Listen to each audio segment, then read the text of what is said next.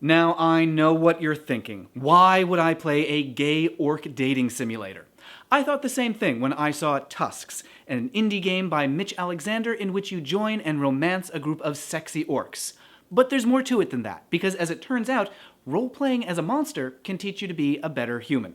The game isn't just unusual because it has you flirting with green fantasy creatures. Take a look at their bodies. These are not the conventional body types you usually find in gay dating games. And yes, there are a bunch of gay dating games, from the lighthearted Coming Out on Top to the down and dirty Humplex titles. You meet the orcs at a gathering called the Ua, an annual assembly of orcs from across the kingdom of Alba. They come from the woods, from the sea, from underground to unite for a days-long festival in a green forest. At the Ua, you see orcs coming together as a tribe, and suddenly the creatures that were always the villains in fantasy stories don't feel like monsters, they feel like a family. That's because the orcs are doing something familiar. It's what pride can feel like, or going to a gay bar like the Eagle for the first time, discovering you're part of a vast community that hails from all walks of life and all parts of the globe, finding a place where people who might have been treated as monsters and outcasts can be at home with each other. As the game says, it's a chance to come together as a united front, as one diverse people, if only for a few nights each year. As the player, you begin by meeting a small group of orcs, and then you learn about them through dialogue.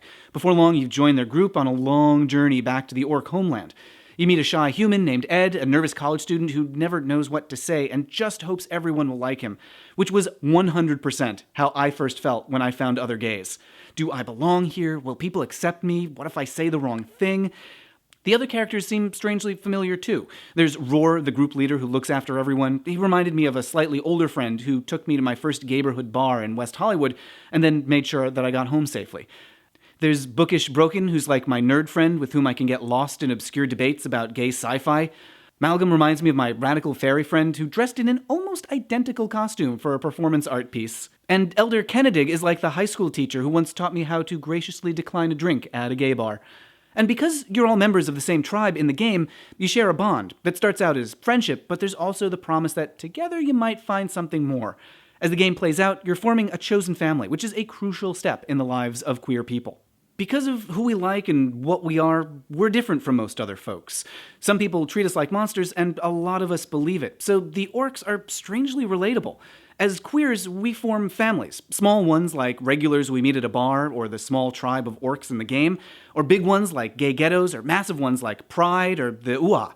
Even when we feel monstrous in those places, it's okay, because we're monsters together. We can look out for each other, support each other, be friends, fall in love, have a family, be a tribe, just like in the game. Being outsiders links us together. Tusks perfectly captures that lovely feeling of having found your people, of belonging after having felt like an outcast for so long. It was just a few weeks ago that I helped a young gay kid get home safely from a bar after he was separated from his friends, and I realized that I've gone from identifying with shy young Ed to being more like the protective older Roar. Looking out for other members of my community is something I learned over time from my chosen family, who, despite being human, taught me the value of monsters looking out for each other. You can download Tusks in demo form now, with the first of 14 days available to play. More days are coming out soon, and you can follow the creator Mitch Alexander at Hyparc on Twitter and Patreon. Leave a comment on this video or tweet at me at Matt Baum, and check out my podcast, The Sewers of Paris, for revealing personal stories of the entertainment that changed the lives of gay men. Now, if you'll excuse me, I need to grind some bones.